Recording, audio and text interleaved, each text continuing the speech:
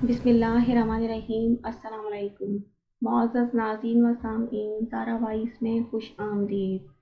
رسول اللہ صلی اللہ علیہ وآلہ وسلم نے فرمایا، روز قیامت کے دن اللہ تعالیٰ تین طرح کے لوگوں سے نہ بات کریں گے نہ ان کی طرف دیکھیں گے۔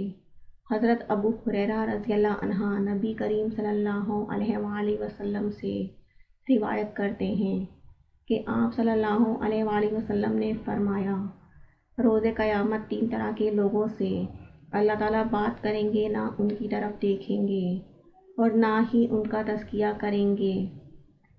ان کے لیے دردناک عذاب ہوگا۔ حضرت ابو ذر رضی اللہ عنہ کہتے ہیں، آپ صلی اللہ علیہ وآلہ وسلم نے 3 مرتبہ یہ بات دہرائی۔ حضرت ابو ذر رضی اللہ عنہ نے عرض کیا، ناکام و نامراد ہوئے، اے اللہ کے رسول، کون لوگ ہوں گے یہ؟ آپ صلی اللہ علیہ وآلہ وسلم نے فرمایا، 1000 ٹخنوں سے نیچے لٹکانے والا، احسان جتانے والا اور جھوٹی قسم کے ذریعے سامان کی مانگ بڑھانے والا۔ صحیح مسلم۔